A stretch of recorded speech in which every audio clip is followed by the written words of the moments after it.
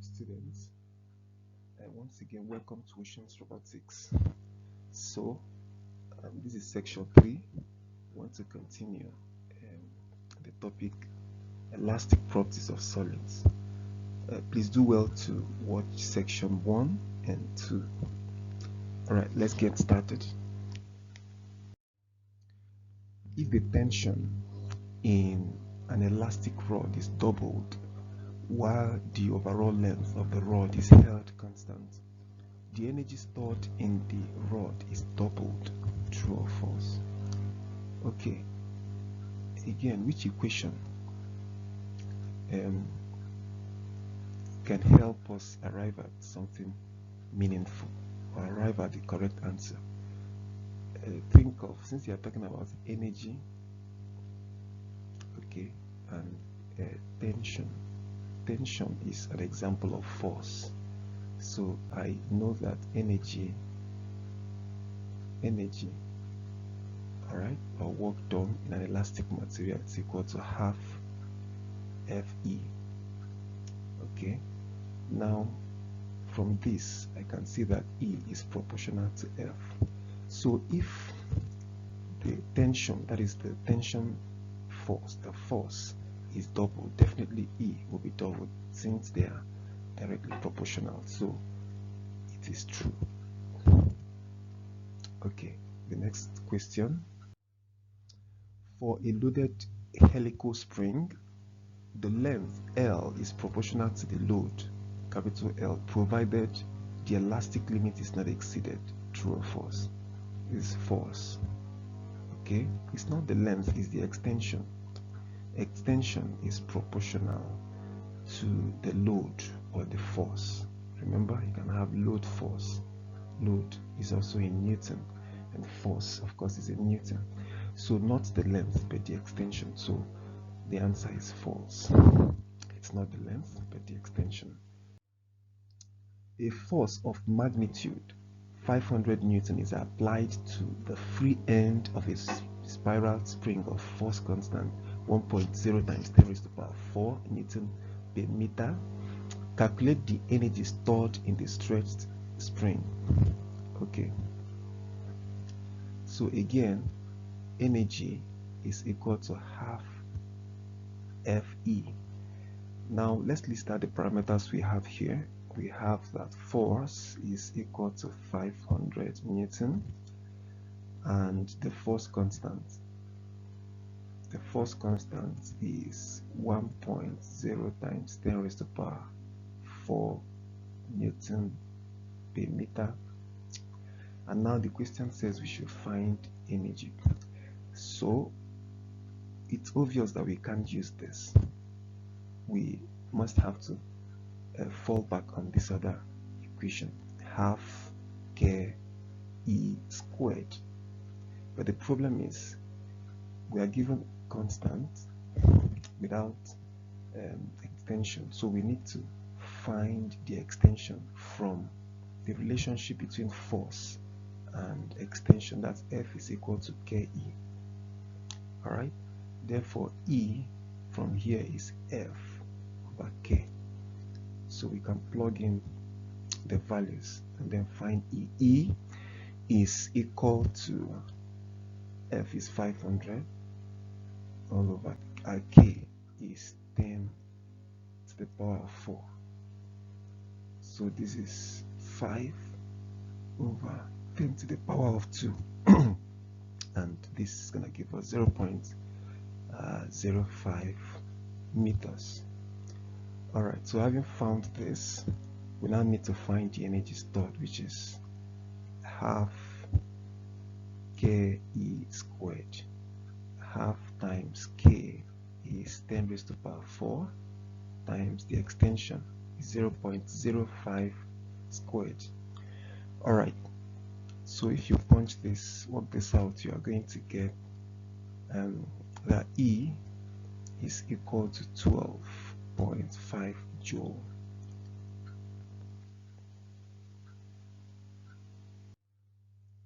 On top of a spiral spring of force constant 500 Newton per meter is placed a mass of 5 times 10 raised to the power negative 3 kg. If the spring is compressed downwards by a length of 0.02 meters and then released, calculate the height to which the mass is projected. Okay, now let's imagine we have something like this, and then you have spring like this. This is the base, something like this. Okay, and then the force constant K is 500 Newton per meter, and the mass, okay, a mass of this, let's imagine this mass of 5 times 10 raised to power minus 3 kg is placed on the spiral spring, and now the spring is compressed by a length of 0.02 meters. So we can take it to be our E. Okay, extension has to do with tensile, when tensile force is applied, whereas compression has to do with when compressive force is applied. So E will be equal to 0.02 meters. Okay, so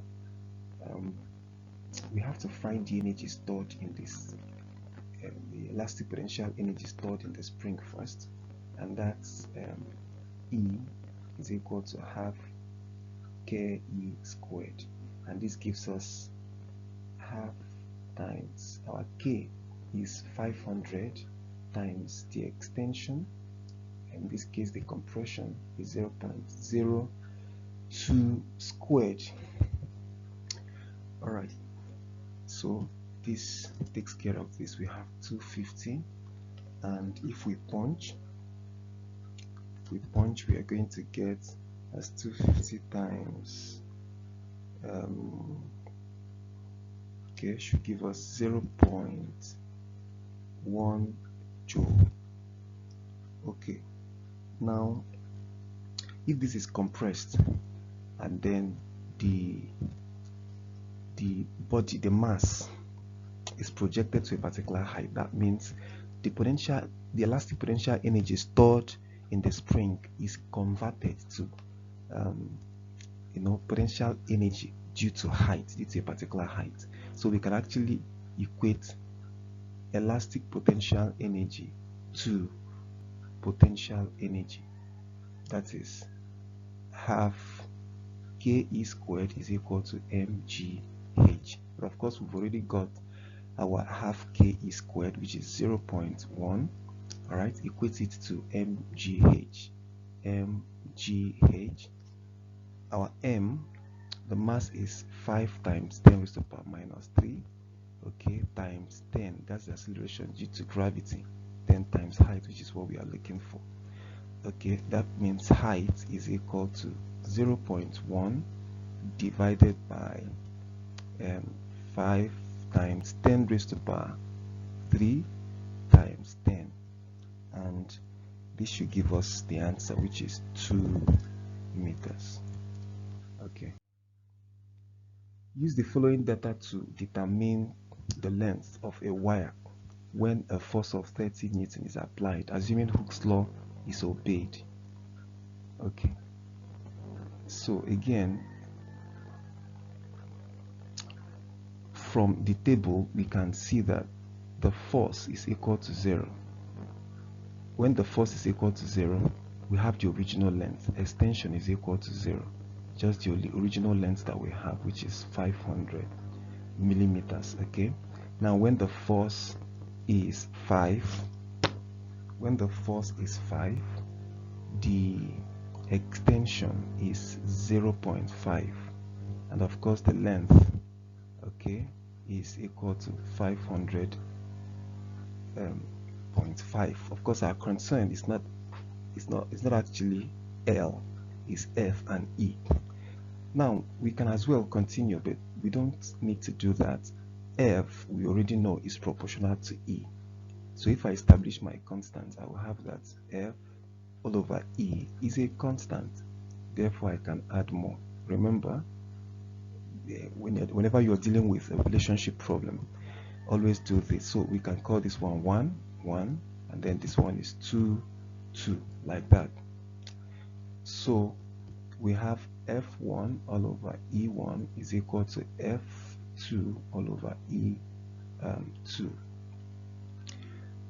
Let's plug in the values we have.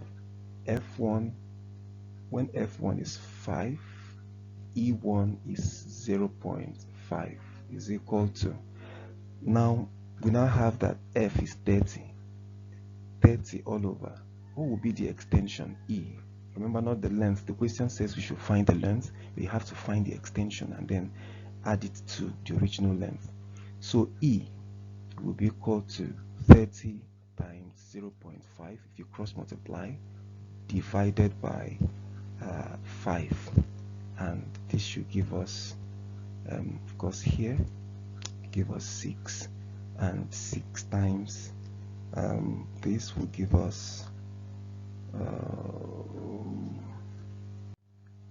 will give us 3. That is 3 millimeters. Oh my God, I'm writing 3 millimeters. Therefore, the length L will be 3 plus the original length, which is 3 plus 500, and that gives us 503.00 millimeters.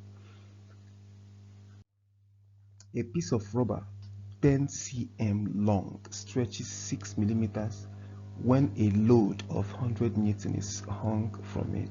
What is the strain? Again, remember the formula for strain. Solution: strain is equal to extension all over the original length.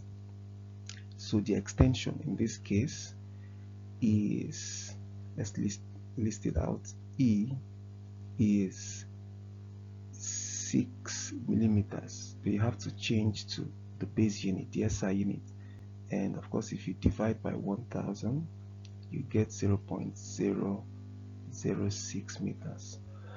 All right, and then the length, the original length is 10 cm, but again we have to change, convert to the SI unit, divide by 100, then you get 0.1 meters.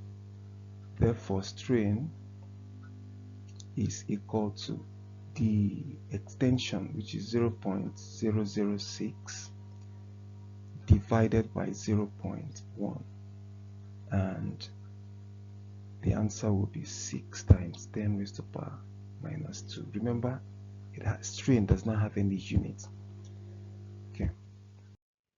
Okay, at Oceans Robotics, we have a team of godly, competent, and reliable teachers to coach and mentor your children with respect to math, physics, and chemistry, and as regards different aspects of coding or programming.